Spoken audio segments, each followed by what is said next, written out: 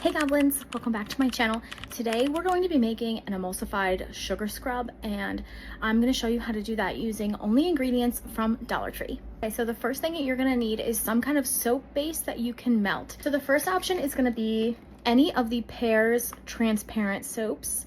These are 3.53 ounces per box. You're going to need at least 2 of these, depending on the batch size you want to do. I'm going to use 2. And then your other option is going to be any kind of clear soap.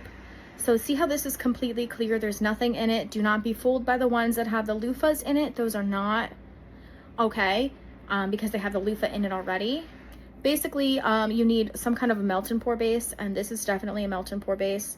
Cold processed soap is not going to look like this. The Pears is technically a cold processed soap, but it has a really high glycerin content, so you are able to melt it in the microwave, which is what we're going to be doing today. I actually tested it just to make sure, and as you can see, my bar melted. You're going to need some kind of a carrier oil for this. You need at least 2 ounces of a carrier oil for the base recipe. I'm going to double the recipe because I'm going to be using this as my mold. You can pick up any silicone mold at Dollar Tree. Any of the ice cube molds that have the little like silicone bottom so you can push the ice out would work. I would just don't get anything but a silicone mold. I'm going to use this one. There's several different options at Dollar Tree as well as Family Dollar if you have one of those around you. I don't know about Dollar General, I didn't look there, but you can get the coconut body oil, the vitamin E body oil, or you can get any of the like Via oils. They have a ton of different options, and you guys can look up and see which option might be best for you, for your skin, depending on like what kind of effects that you're looking for.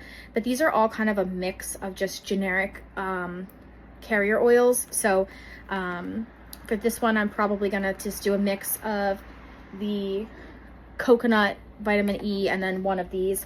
I believe it was the Moroccan olive and straight up coconut that I got at Family Dollar, and I grabbed the black castor, the vitamin E, and the tea tree from Dollar Tree. But I do know they carry others. I just can't find them in my stores, but they did have all of them at Family Dollar if you wanted to go check there. Next, you're gonna need some kind of a fragrance, and if you choose to do fragrance free, you can just skip this part and just add a little bit more of your carrier oil. But for me, I found the Bolero body oil. This is 1 ounce, and it does have some carrier oils in it, but this would be perfect as a fragrance, just as an idea. And then I picked up these as well to give these a try. These are roll-on aromatherapy oils. They are 0.27 fluid ounces, so I grabbed 2. There is another one of these that is a roll-on that is tea tree oil. That's not really so much a fragrance, so I went with this one because it's lavender. You do not, please, for the love of God, do not get the aromatherapy oils that are meant for like an oil diffuser or anything like that. They are not meant for your skin. They are not meant for your body. You need oils that are meant for putting on your skin. Now, this is not full strength. All essential oils need to be diluted with a carrier oil. This one has sweet almond oil in it, and that's fine. That's absolutely fine for this experiment. So we're not going to worry about that. We're just going to use this, but please do not use anything from the candle making section. You have to use one that's safe for your body. I even went and checked to see if they had any like real essential oils, and I wouldn't even, just don't.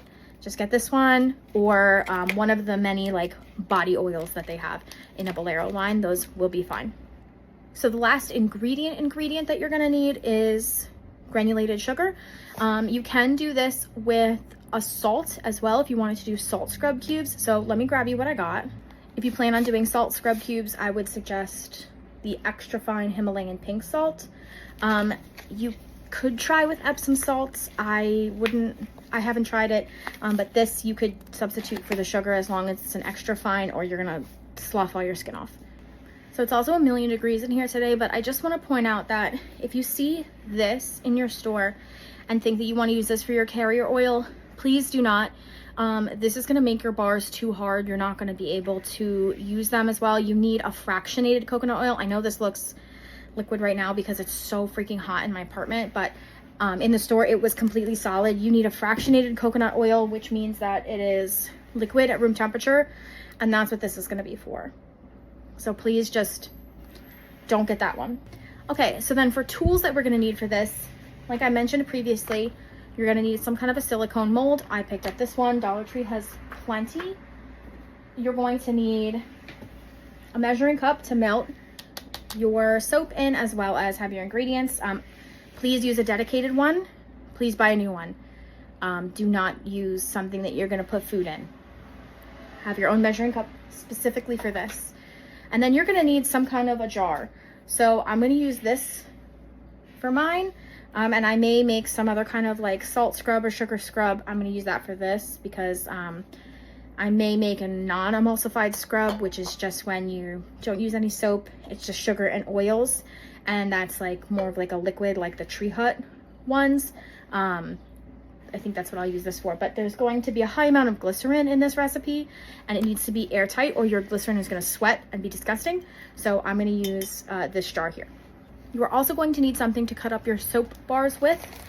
So I grabbed a knife from the kitchen section, as well as a pack of flexible cutting mats. And then you're also going to need something to stir it with. I'm just going to grab a disposable spoon that I already have in my apartment. If not, you can just grab a pack of disposable flatware. You could try to use this to stir, but please use a dedicated set of equipment for this. Do not use things that you're going to put in your mouth. Do not use them on food. These things are not meant for ingestion. You want to make sure that everything is separate. And then just something that I really want to note that's important before we get started. I know you guys are going to be tempted to put in colorants and things like glitter and things that may spice it up a little bit. Please, if you plan on doing that, please go to the link in my bio and get the colorants and or fragrance oils or glitter that are meant for cosmetics and soap. Please do not use food-based items.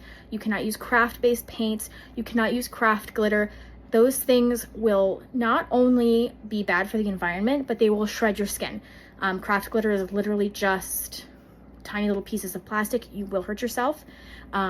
It's also, you do not want to be rubbing craft paint on yourself or any kind of craft colorant. Mica it's a mineral.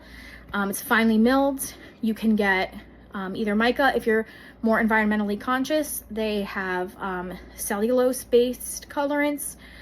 You can get it's like a plant material based, even glitters and things like that. And I have that kind of stuff generally linked in my milkshake on my bio. You can go to Amazon and find those things. I have a few linked. And if you can't find the soap, I also have a melt and pour soap base linked in my Amazon bio as well. Or my Amazon storefront. So you can grab it from there. But please do not use things that are not meant for your body. This is just an important PSA. This is something that I see a lot of newbies. I used to make soap for a long time. A lot of newbies would use craft glitters, craft colorants, or food colorants, and you do not want to do that. There's plenty of color in this. They're just going to be a light green. If you use the yellow one, and there's a blue one. So you can like mix them if you want, but please just don't mess with that. Another thing that's completely optional that you might already have on hand is some alcohol. I have alcohol in a spray bottle for my various crafts, 3D printing, things like that. I forget what percentage this is. It's just whatever is from Dollar Tree. This is going to help at the end with bubbles if you do just straight up melt and pour, but it can also sterilize different things. So I pulled the packaging off of this, and I'm just going to rinse this off, give it a good wash in my sink, and then sterilize it with alcohol. I'm also going to wash and sterilize the jar that I'm going to be putting my cubes into, as well as my tools. So I'm going to wash and sterilize the knife, and I'm going to wash and sterilize the cutting mat as well.